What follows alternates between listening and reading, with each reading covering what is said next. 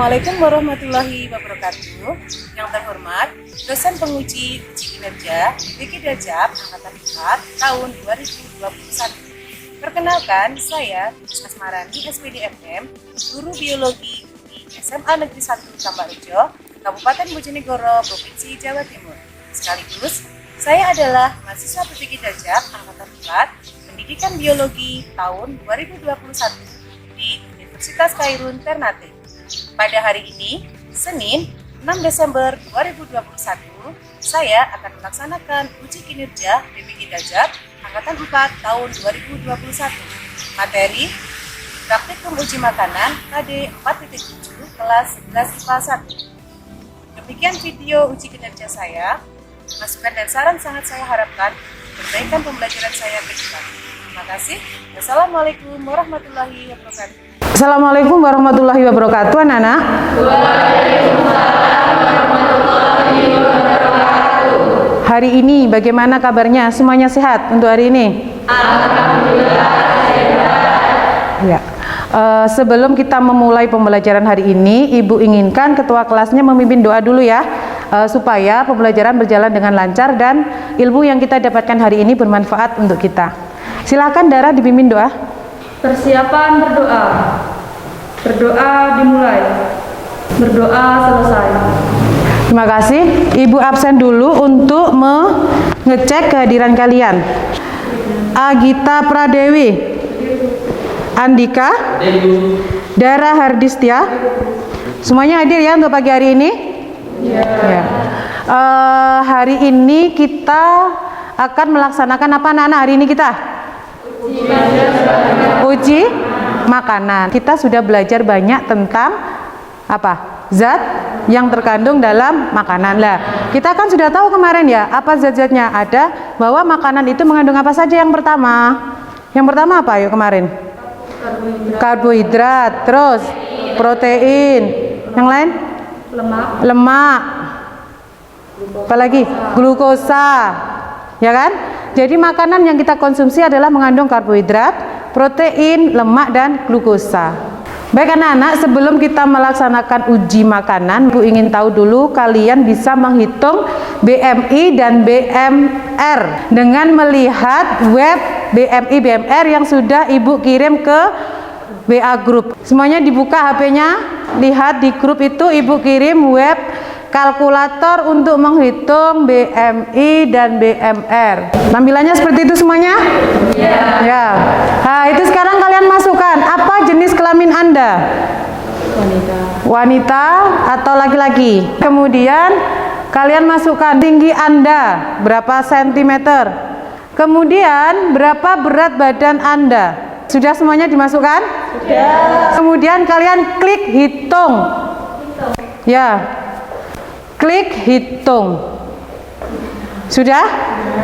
Sudah. Berapa BMI-nya? 16,5. Masuk kurus. Ya. Yang lainnya berapa? 22,5 masuk apa? Kelebihan berat badan, Bu. Kelebihan berat badan. Sudah tahu ya bagaimana kita menghitung BMI kita? Apakah kita kelebihan berat badan, atau kita termasuk kurus, atau kita termasuk normal, ya kan, atau kita obesitas. Selanjutnya dibuka lagi web yang untuk mengukur BMR-nya, berapa kalori yang kalian butuhkan. Itu adalah kalkulator kebutuhan kalori, berapa kalori yang kalian butuhkan. Coba masih sama, yaitu masukkan jenis kelamin Anda, laki-laki atau perempuan, kemudian berapa tinggi Anda ya, dan berapa berat badan Anda, kemudian klik hitung. Sudah? Sudah. Beda-beda, setiap anak beda-beda. Berapa Mbak kamu Mbak? 1491,32 kilokalori. Ibu kasih permen. Permen ini kandungannya apa? Glukosa. Glukosa? Coba. Dicoba dulu. Permen ini apa? Mengandung apa? Mengandung apa? Glukosa. Ya. Semuanya mengatakan mengandung glukosa. Yakin ya? Yakin. Nah, jadi untuk mengetahui apakah makanan yang kita konsumsi itu mengandung glukosa, karbohidrat, protein atau lemak, maka kita harus melakukan namanya uji makanan. Ya, sebelum kita uji makanan, kita tampilkan dulu ini video tentang bagaimana kita mengkonsumsi makanan dengan porsi gizi yang seimbang. Coba kalian amati. Coba, semuanya lihat videonya.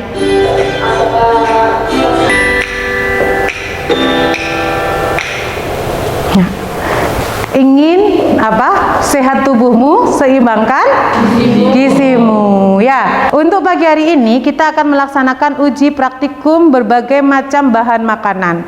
Dengan tujuan apa? Berdasarkan uji kandungan berbagai zat makanan, kalian mampu membuktikan kandungan zat makanan pada berbagai makanan dengan benar. Yang kedua, berdasarkan uji kandungan dari berbagai zat makanan pada makanan, mampu mengkomunikasikan laporan hasil uji zat makanan yang terkandung dalam berbagai jenis makanan yang dikaitkan dengan kebutuhan energi setiap individu serta teknologi pengolahan bahan dan keamanan pangan dengan benar, ya. Kemudian, berdasarkan hasil uji kandungan makanan dari berbagai makanan, siswa bisa membuat kesimpulan kandungan zat makanan dari berbagai makanan tersebut dengan benar. Jadi ada 3 tujuan pembelajaran untuk pagi hari ini. Semuanya siap? Siap? Siap. Siap ya. Hari ini kita belajar mengetahui kandungan makanan yang ada di dalam makanan yang kita konsumsi, sehingga apa? Sehingga kita bisa mengukur, oh makanan ini bagus atau tidak untuk kita konsumsi. Oke, Bu punya video. Kita amati video ini supaya kita tahu stunting itu apa. Kita lihat video ini. Kalian coba sekarang membuka buku catatannya. Sambil kalian mengamati video ini, kalian catat apa itu yang dimaksud dengan stunting, bagaimana ciri-ciri stunting, ya, dan makanan apa saja yang harus kita konsumsi supaya kita hidup sehat dan bagaimana cara mencegah stunting. Ya, semuanya siap, dibuka bukunya sekarang. Oke Bunda, Ayo. sultan baru belajar nantinya. Udah gitu, susu kekebalan tubuhnya juga lebih rendah, sehingga dia lebih mudah sakit, terutama akibat penyakit infeksi. Sudah ya? Sudah? Mulai ada gambaran kan tentang apa yang dimaksud dengan stunting, ya. Stunting itu apa berarti? Gangguan karena kekurangan gizi. Stunting itu kadang-kadang banyak orang yang tidak sadar kalau oh ini ternyata stunting. Karena apa? Orang menganggap tinggi badannya pendek, tidak tinggi karena mungkin genetik, ya kan? Padahal tidak. Bisa juga kenapa stunting sampai banyak kasus tentang stunting, karena orang menganggap oh itu karena genetik. Kurang pekanya kita terhadap ternyata pendek itu bisa karena apa? Stunting karena kurangnya zat gizi makanan yang seimbang dari mulai di kandungan sampai dia usia 2 tahun. Biasanya ditandai dengan apa? Pendek dan kurus dan apa? Kurang cerdas. Sekarang Ibu bagi dulu LKPD-nya. KPD-nya ini 1 anak 1, tetapi tetap dikerjakan secara berkelompok karena memang praktikumnya itu adalah berkelompok, ya. Oke, kalau begitu perwakilan 1 atau 2 anak setiap kelompok untuk mengambil bahan dan alat yang mau kalian uji, ya. Jadi 1 kelompok nanti mengambil 4 jenis makanan, ya. 4 jenis makanan. Setiap kelompok makanan yang diuji berbeda-beda. Oke, silakan diambil ke depan alat dan bahannya.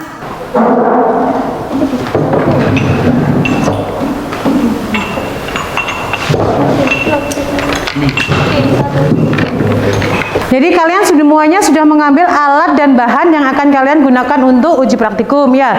Dan itu ada petunjuknya. Duduklah secara berkelompok. Sekarang kalian duduk secara berkelompok. Kerjakanlah permasalahan yang ada di LKPD berdasarkan hasil eksperimen yang akan kalian lakukan, ya.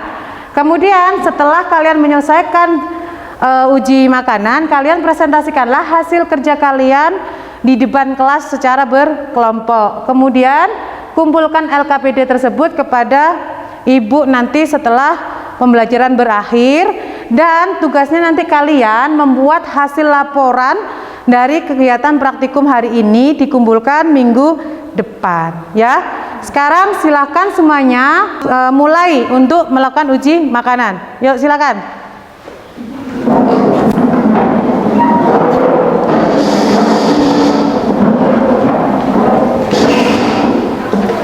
Duduknya berada pada depan. Dilihat di LKPD sudah sangat detail dijelaskan bagaimana prosedur kerjanya.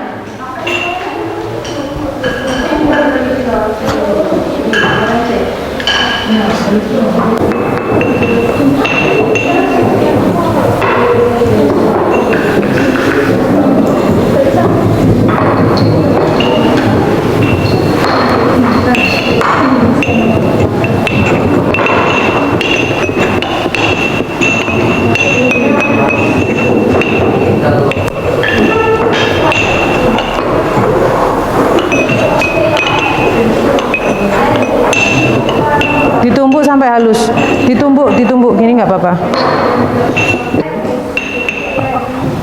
Kandungan apa dulu yang mau kalian uji ya? Jadi semuanya ini, semua 4 bahan makanan itu uji dulu apanya, misalnya karbohidratnya ya kan, nanti yang kedua diuji proteinnya gitu ya.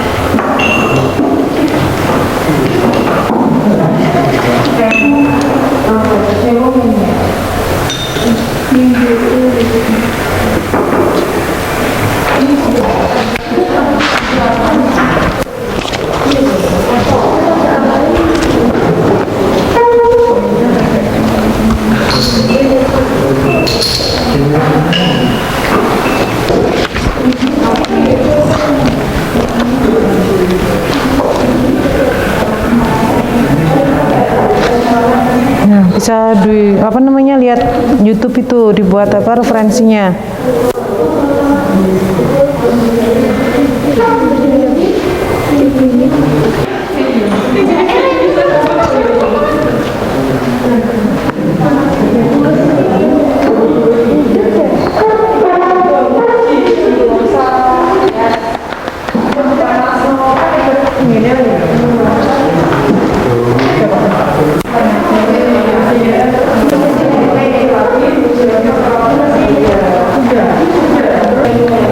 Jadi kalau pakai langsung dipaskannya ini ya, ini kan ada lubangnya ini lah, gini ya, oh, ini kan lebih kuat ya.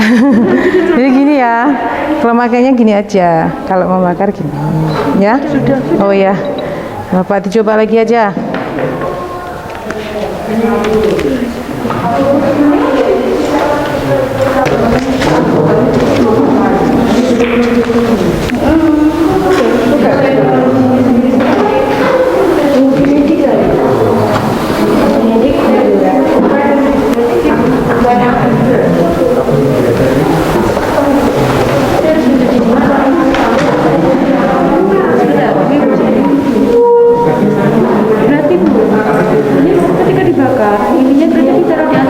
Ya.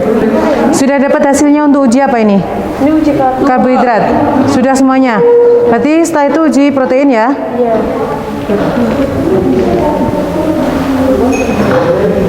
Beberapa bahan makanan yang sudah kalian ambil. Ya, sudah dapat hasilnya? Sudah.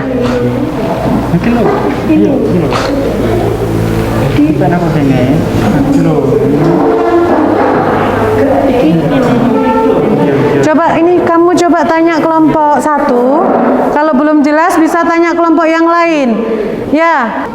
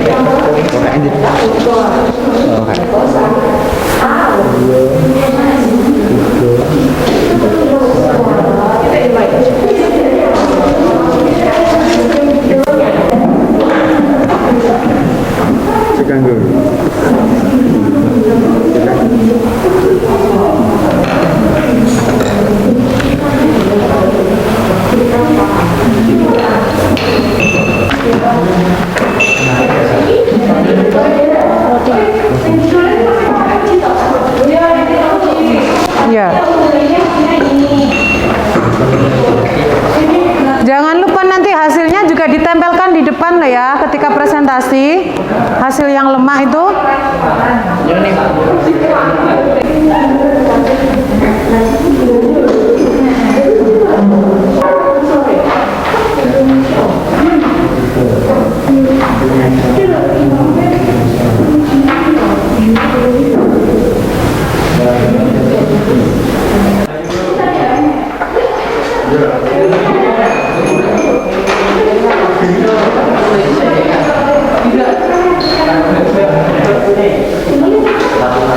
Sampahnya dibuang di tempat sampah. Dah, uji praktikumnya sudah dilakukan, uji karbohidrat, protein, lemak, dan glukosa. Dari hasil itu tadi, sekarang kalian salin dan nanti dipresentasikan ke depan. Ya, Ibu kasih waktu 10 menit.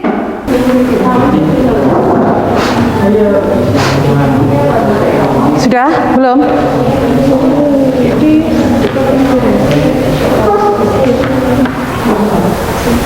Ya, untuk pertama kali maju kelompok siapa? Kelompok 1, ya. Silakan. Oh, kelompok 2, silakan. Assalamualaikum warahmatullahi wabarakatuh. Waalaikumsalam warahmatullahi wabarakatuh. Kami dari kelompok 2 akan mempresentasikan hasil pengamatan kami. Saya Sulfamila Indah Dara Alhamdulillah. Samping saya Dara Hadistiya Ramadhani. Saya Siti Abrianisi, saya Novia Idiantika, Saya Hendra Prianto. Dan hasil pengamatan akan dibacakan oleh Dara. Berikut hasil pengamatan yang telah kami dapatkan. Nasi ketika diteteskan cairan gluko berubah berwarna biru kehitaman. Diteteskan cairan genetik dia tidak berubah, diurin dia tidak berubah. Noda pada kertas bisa dilihat tidak ada transparannya karena masih dapat kita simpulkan dia mengandung amilum. Minyak goreng sama sekali tidak melakukan perubahan ketika diteteskan Google genetik dan diurin. Tetapi ketika kita oleskan di kertas kurang, ia berubah warna menjadi transparan karena minyak goreng mengandung lemak. Kentang, ketika kita teteskan cairan Google, ia berubah menjadi biru kehitaman. Di kertas buram, ia tidak mengalami perubahan karena kentang mengandung amilum. Air gula, ketika diteteskan genetik, dia berubah menjadi kuning. Karena air gula mengandung glukosa. Apa ada pertanyaan? mengapa anak-anak perlu mengkonsumsi bahan makanan yang mengandung protein? Baik, saya akan menjawab pertanyaan dari Faria. Karena anak-anak sedang mengalami pertumbuhan dan perkembangan sehingga protein sangat diperlukan karena protein berfungsi sebagai komponen penyusun sel tubuh. Terima kasih. Sekian presentasi dari kelompok kami. Terima kasih. Wassalamualaikum warahmatullahi wabarakatuh. Waalaikumsalam warahmatullahi wabarakatuh. Terima kasih untuk kelompok 2. Beri tepuk tangan untuk kelompok 2. Kelompok 3 maju ke depan. Assalamualaikum warahmatullahi wabarakatuh. Assalamualaikum warahmatullahi wabarakatuh. Saya Faria Kensi Seja, saya Edil Cahyani, Saya Yuniati. saya Dwi, Saya Suryawati. Saya Andika. hasil pengamatan akan dibacakan oleh Yuniati. Putih telur jika ditetesi dengan lugol, warnanya berubah menjadi oranye. Jika ditetesi dengan benedik, berubah menjadi biru. Jika ditetesi dengan violet, berubah menjadi warna ungu. Dan jika dioleskan ke kertas buram, warnanya menjadi transparan. Jadi bisa disimpulkan kalau putih telur itu mengandung protein dan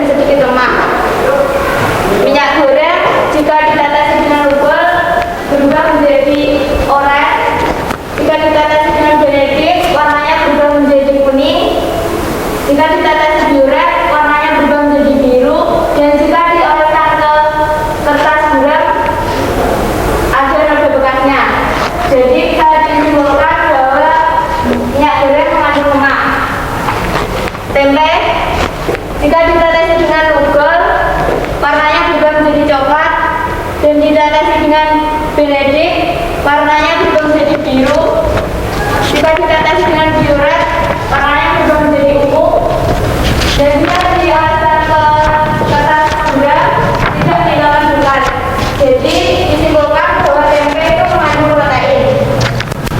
Larutan tepung, jika ditetes dengan rugel, warnanya menjadi hitam.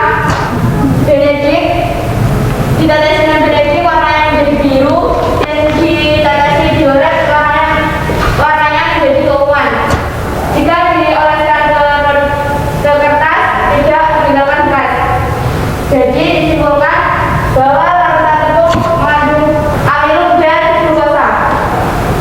Dari yang saya jelaskan, apakah ada yang ditanyakan? Saya ingin bertanya, dari beberapa makanan yang diuji, ada yang mengandung glukosa. Apa yang terjadi jika tubuh kita kekurangan glukosa? Terima kasih atas pertanyaannya. Akan dijawab oleh Simia. Saya akan menjawab pertanyaan dari Effendi. Yang terjadi jika kita kekurangan glukosa, maka kita akan mengalami gula darah rendah atau hipoglikemia adalah kondisi ketika kadar gula di dalam darah berada di bawah normal. Hipoglikemia yang terlambat ditangani bisa mengakibatkan penurunan kesadaran dan kejang hingga kerusakan permanen pada otak. Tepuk tangan dulu untuk kelompok 3. Kelompok 2 sudah maju, kelompok 3 juga sudah maju. Sekarang giliran kelompok berapa yang berani maju? Kelompok 4. Silakan kelompok 4 maju. Yang lainnya masih tetap fokus memperhatikan temannya yang sedang presentasi. Assalamualaikum warahmatullahi wabarakatuh. Waalaikumsalam warahmatullahi wabarakatuh. Kami dari kelompok 4 akan mempresentasikan hasil presentasi kami. Dan saya Trio Ahmad Lubis. Saya Rika Susanti, saya Maria Mufitasari, saya Raffi Tafia, saya Kabudi Sarjaningrum. Dan hasil presentasinya akan dibacakan oleh Rita Lubis Susanti. Tahu yang ditetesi dengan alkohol akan berubah menjadi biru tua, ditetesi dengan benedik dan bioret tidak ada perubahan. Dioleskan dengan noda-noda kertas tidak ada transparan. Kandungan zat makanannya amilum. Kemiri ditetesi dengan glukol dan benedik tidak ada perubahan. Ditetesi dengan bioret berubah warna menjadi ungu dan dioleskan noda pada kertas berubah transparan. Kandungan zat makanannya protein dan lemak. Pisang ditetesi dengan glukol berubah menjadi biru tua, ditetesi dengan benedik berubah menjadi merah gata, dan ditetesi bioret tidak berubah. Jika dioleskan noda pada kertas tidak transparan. Kandungan zat makanannya amilum dan glukosa. Mentega jika ditetesi glukol, benedik, bioret tidak ada perubahan. Dioleskan pada kertas hasilnya transparan dan kandungan zat makanannya lemak. Ini buktinya mentega dan kemiri mengandung lemak. Ada yang bertanya untuk kelompok 4? Saya ingin bertanya, setelah melakukan uji lemak itu ada berapa macam? Berikan contohnya. Baik, saya akan menjawab pertanyaan dari kelompok 2.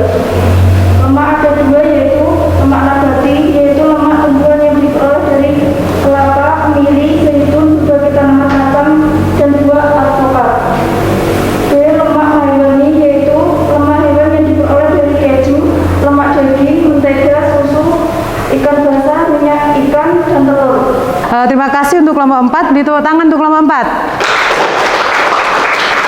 Tinggal satu kelompok lagi yang maju ke depan. Silakan kelompok 1 maju ke depan untuk presentasi. Assalamualaikum warahmatullahi wabarakatuh. Waalaikumsalam warahmatullahi wabarakatuh. Kami dari kelompok 1 akan mempresentasikan hasil pengamatan kami. Saya Effendi. Saya Vita Pradewi. Saya Putri Awanyuci. Saya Terusari. Saya Raden Nasir Ismail. Dan untuk hasilnya akan dibacakan oleh Agita. Empang saat ditetesi oleh glukol berubah warna menjadi biru tua. Saat ditetesi oleh benedik berubah warna menjadi oranye atau kuning. Saat ditetesi oleh bioret berubah warna menjadi kuning. Saat dioleskan pada kertas tidak transparan. Kandungan zat makanan terbesar adalah amilum dan glukosa. Tempe saat ditetesi oleh glukol berubah warna menjadi merah. Saat ditetesi oleh benedik berubah warna menjadi biru. Saat ditetesi oleh bioret berubah warna menjadi ungu. Saat dioleskan pada kertas buram tidak transparan. Jadi tempe kandungan zat makanannya adalah protein.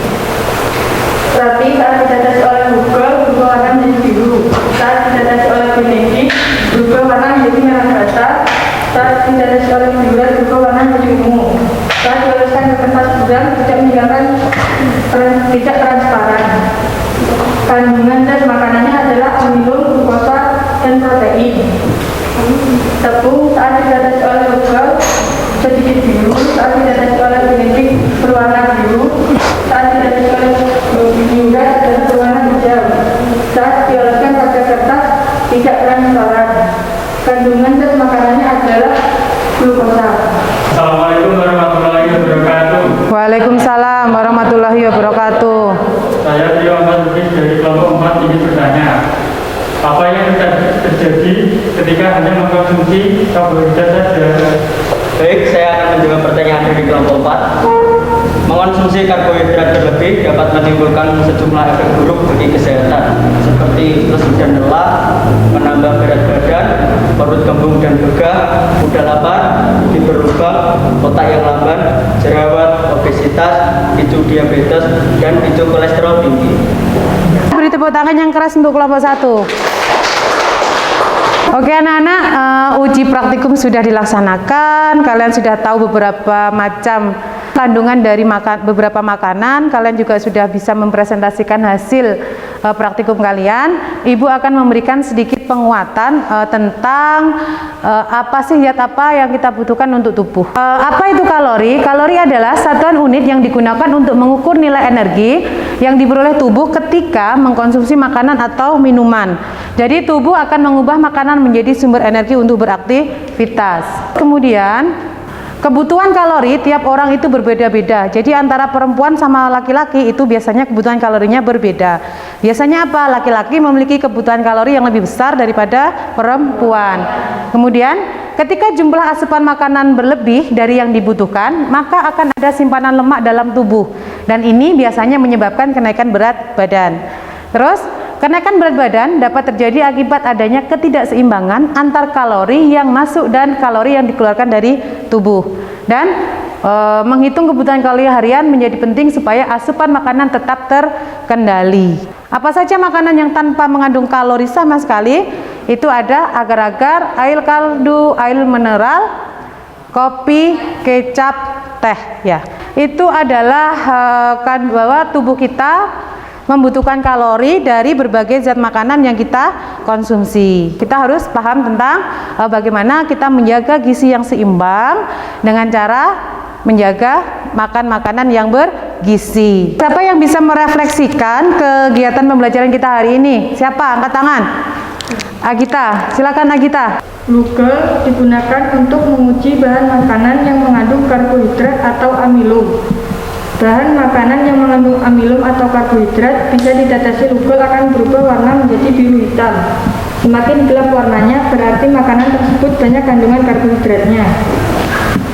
Biuret adalah reagen yang digunakan untuk menguji kandungan protein.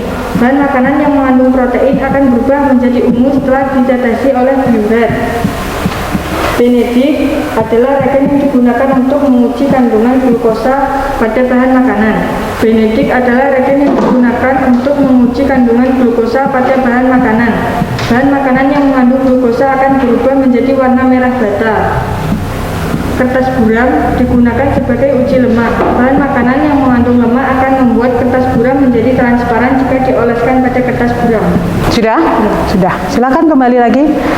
Jadi anak-anak, hasil yang disimpulkan oleh si Agita, dia mengatakan bahwa pembelajaran kita hari ini dia mampu menyimpulkan bahwa ketika ada bahan makanan yang ditetesi dengan lugol, yaitu digunakan untuk menguji karbohidrat, ya kan, akan berwarna biru hitam. Jadi jika berwarna biru hitam, maka makanan tersebut mengandung karbohidrat, ya. Kemudian biuret itu dilakukan untuk menguji protein. Ketika bahan makanan ditetesi oleh biuret, maka dia akan berwarna ungu, berarti mengandung protein. Yang ketiga, benedik. Larutan benedik ini digunakan untuk menguji glukosa. Jadi ketika ada bahan makanan yang ditetesi oleh benedik, kemudian dia berwarna merah bata, maka dia mengandung glukosa. Yang terakhir ada lemak. Lemak itu adalah jika dioleskan ke kertas buram, maka akan transparan. Berarti menyatakan bahwa bahan makanan tersebut mengandung lemak. Ya, semuanya sudah bisa ya? Sudah paham? Sudah? Sudah. Oke, terima kasih untuk anak-anak kelas 11 IPA. Ibu sudah mengamati kalian dari tadi ketika kalian melakukan uji makanan, ketika kalian mempresentasikan, juga ketika kalian berdiskusi dengan temannya. Ibu sangat bangga sekali kalian sudah bisa melakukannya dengan baik dan benar. Jadi memang kita harus selalu mengutamakan kerjasama dalam hal yang positif. Ya, dalam menguji makanan pun tadi seperti itu. Sudah Ibu lihat sekali tadi ada yang kelompok 1 bertanya ke kelompok 2, kelompok 2 bertanya ke kelompok 1 dan sebaliknya. Jadi Ibu cukup bangga dengan pembelajaran hari ini. Tepuk tangan untuk 11 IPA 1. Ya. Sebelum Ibu menutup pembelajaran hari ini, Ibu ingin tahu apakah benar-benar maksimal hari ini pembelajaran kita. Ibu sudah mengirim itu aplikasi Kahoot-nya. Coba kalian kerjakan, itu ada 6 soal. Dan Ibu beri waktu 5 menit sebelum mengerjakan. HP-nya dikeluarkan dan bukunya yang di atas meja semuanya ditutup dulu. Nah ya, semuanya sudah. Dan segera dikerjakan. Ibu kasih waktu 5 menit untuk itu. Sudah, kalau sudah HP-nya ditaruh lagi, kita lihat nilai-nilai kalian bagaimana. Apakah nilai kalian bagus, kurang, atau cukup? Ya, Ita Lestari, Dwi Fitriani, Susti, Faria Andika. Oh, nilainya ini dia mampu mengerjakan betul semua dan 100%. Tepuk tangan dulu dong. Ya, bagus ini ya kan. Kemudian ada yang mampu mengerjakan 83%, 83% dan ada yang 67%. Tidak apa-apa untuk yang 67%, kita belajar lagi ya. Nanti kita semangat lagi untuk belajar. Jadi gitu anak-anak ya. Baik, terima kasih untuk 11 IPA 1. Semuanya luar biasa. Jangan lupa nanti dikumpulkan laporannya hasil praktikum, dikumpulkan minggu depan. Dikerjakan tetap secara berdiskusi dengan kelompoknya masing-masing. Ingat di situ sudah Ibu berikan gambaran juga bahwa bagaimana menyusun laporan dengan baik dan benar. Jadi nanti di setiap laporan kamu itu juga nanti ada penilaiannya, ya. Begitu ya. Nah, minggu depan kalian sudah PAS, penilaian akhir semester. Ibu hanya bisa mendoakan semoga PAS minggu depan berjalan dengan lancar, kalian mendapatkan nilai yang maksimal. Serta jangan lupa berdoa dan berusaha. Ingat satu, kesuksesan orang itu adalah diawali dengan disiplin, ya. Orang sukses berasal dari orang disiplin, dan orang sukses juga harus memiliki badan yang sehat, ya. Oke anak-anak, cukup sampai di sini. Ibu akhiri dengan bacaan Alhamdulillahirabbil alamin. Assalamualaikum warahmatullahi wabarakatuh. Waalaikumsalam.